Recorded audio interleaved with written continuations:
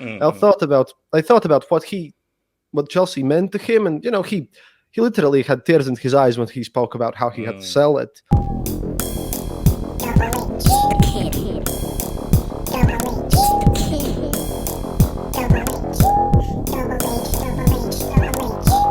Okay, so let's get into it. So, what were the questions that you asked Abramovich, and then what were his responses and so forth when you had this 1v1 with him? That's the thing. The questions were. Wait, let me pull out my notes. I had. Oh, yeah. I mostly asked him first about why Chelsea, because I was also asked later on in the speech about he essentially wanted Tottenham, and for one, Chelsea is easy to pronounce in Russian. That's one of the dumbest things, but it's also it also is a club with some history and everything, and he just. He said he can't. He said this, of course, as a joke about that being easy to pronounce in Russian, because he said after 20 years, who knows? He doesn't really remember. Just that he's grown to love this club. And I thought about what Chelsea meant to him, and he literally had tears in his eyes when he spoke about how he had to sell it, and that he's worried the most about the fact that players random starting 11 you can repurchase it and everything. Can I just expand on that though? So so what were just, if we could maybe go into detail, like what were his emotions when, because he started to cry when he had to sell Chelsea.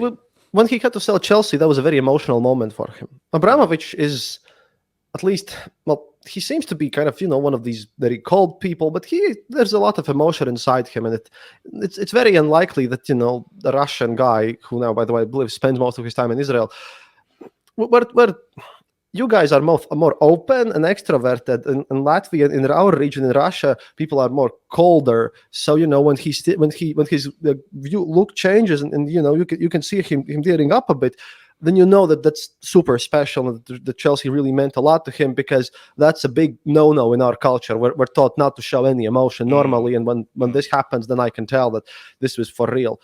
Because for him, first of all, like you have said many times before, like he is a football fan first and foremost. He loves the game. He did not buy Chelsea for profit. That I know. He bought Chelsea because he loved football and because he could, and it's a Premier League club and it's amazing. He truly loved still the game and everything. So that was the reaction, that he was like very much a changed person when I mentioned this, because.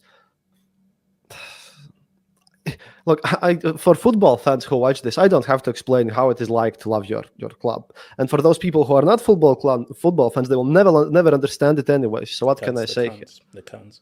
So what was sort of the next set of question that you sort of got from him specifically? The next question was, what's his main worry, and what about this club, which I started to say. And he said that the starting 11... You can buy the players, you can change them, even Romelu Lukaku if you want to really badly, which by the way got mentioned in the conversation a bit, as I'll get to that point. But he was worried that the kind of the background base, the staff, the training part, the facilities, that they might the stuff that does not get attention as much in the media, in the transfer market. Nobody talks about how many people you have on the staff and your physios and all these people, how they're being taken care of. And that's one of the things that if you're a cheap ass owner who just wants to save money, you can just run down the facilities, not pay them as well, have good people leave. And then when you come in a club, that builds up a lot of the basics. It builds up a lot, and it's also quite hard to find.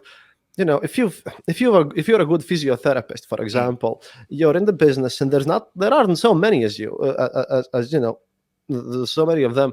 And if your club manages to kind of underpay and force out people, then it's quite hard to get good, respectable specialists in that area as well. And that can hurt Chelsea a lot in the long run. That was the big worry.